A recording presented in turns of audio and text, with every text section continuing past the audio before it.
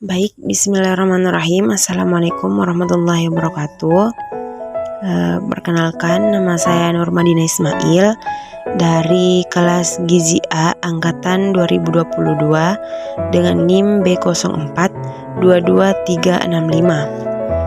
Baik, di sini saya akan melakukan percobaan, yaitu percobaan praktikum uji jenis dan zat makanan.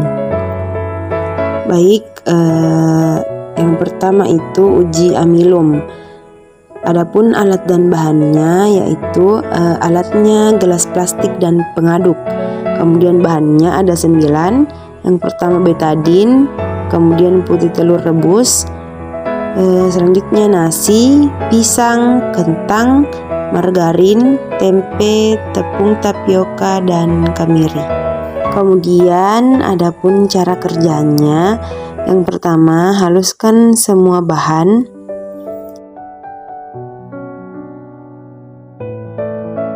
Kemudian yang kedua, setelah semua halus, masukkan bahan ke dalam gelas plastik yang sudah diberi label nama. Tetesi dengan betadin ke seluruh bahan makanan, kira-kira 5 tetes. Kemudian diamkan selama 2-3 menit. Setelah didiamkan selama 3 menit, aduk semua bahan. Kemudian sembari mengaduk, amati perubahan pada setiap bahan makanan yang ditetesi dengan cairan betadin. Baik, bisa dilihat perubahan warnanya. Pada pisang berubah menjadi biru kehitaman. Margarin berubah menjadi orange keemasan. Kemudian tepung tapioka berubah menjadi coklat kehitaman. Kemudian putih telur rebus tidak berubah warna. Kentang berubah menjadi biru kehitaman. Kemudian nasi pun begitu, berubah menjadi biru kehitaman. Kemudian kemiri menjadi orange keemasan. Kemudian tempe berubah menjadi warna keemasan. Kemudian uji lemak, alatnya yaitu kertas buram dan diberi label nama. Kemudian bahannya, yang pertama nasi, kedua kentang, ketiga kemiri, keempat tepung tapioka, kelima margarin, keenam tempe, ketujuh pisang, dan yang terakhir putih telur rebus. Kemudian cara kerjanya, yang pertama oleskan semua bahan makanan ke kertas buram. Kemudian yang kedua, amati perubahan yang terjadi pada kertas buram. Bisa dilihat bahan makanan yang banyak mengandung lemak yaitu kemiri dan margarin.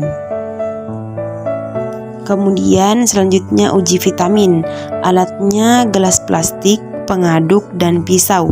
Kemudian bahannya jeruk nipis, tomat, vitamin C tablet, dan minuman sari buah. Kemudian cara kerjanya, yang pertama peras jeruk nipis untuk mengeluarkan kandungan air di dalamnya. Kemudian tuangkan cairan ke dalam gelas plastik. Yang ketiga, lakukan hal yang sama untuk pada tomat.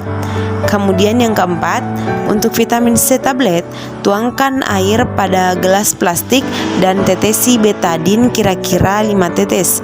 Kemudian tambahkan vitamin C tablet ke dalam air tersebut.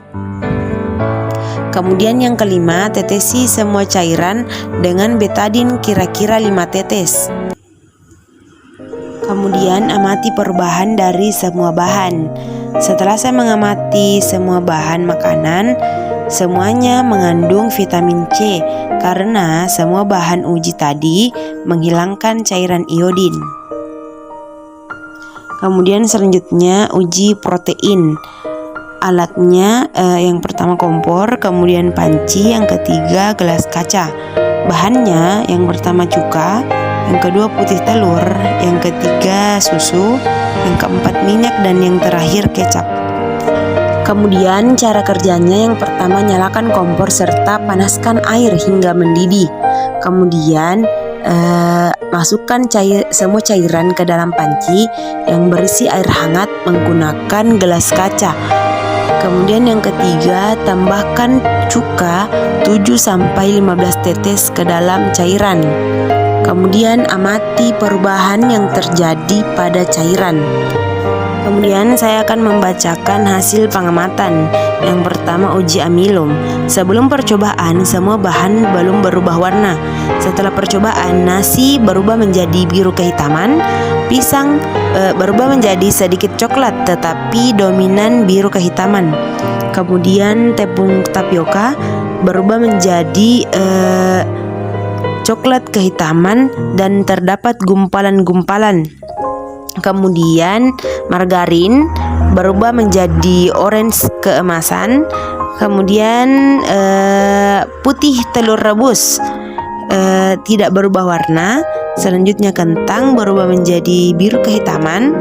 Kemudian kemiri berubah menjadi orange keemasan. Dan yang terakhir tempe berubah menjadi keemasan. Kemudian yang kedua yaitu uji lemak. Setelah percobaan ada beberapa kertas yang tembus dikarenakan bahan yang dioleskan ke kertas banyak mengandung lemak dan bahannya yaitu kemiri dan margarin. Kemudian uji protein. Setelah percobaan terdapat beberapa cairan yang menghasilkan gumpalan yaitu putih telur, susu dan minyak. Bisa diketahui bahwa putih telur, susu dan minyak mengandung protein. Kemudian uji vitamin. Setelah percobaan semua bahan menghilangkan cairan betadin yang ditetesi tadi.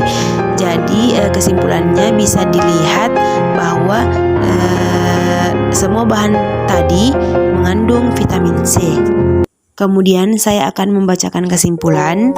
Yang pertama, bahan makanan yang mengandung amilum akan menghasilkan warna biru kehitam-hitaman. Kemudian, bahan makanan yang mengandung protein akan menghasilkan gumpalan-gumpalan kecil. Yang ketiga, bahan makanan yang mengandung vitamin akan menghilangkan cairan iodin yang ditetesi ke dalam cairan tersebut. Kemudian yang terakhir, bahan makanan yang mengandung lemak akan tembus saat dioleskan ke kertas buram. Baik, itulah tadi materi yang dapat saya bawakan. Kurang dan lebihnya mohon dimaafkan. Assalamualaikum warahmatullahi wabarakatuh.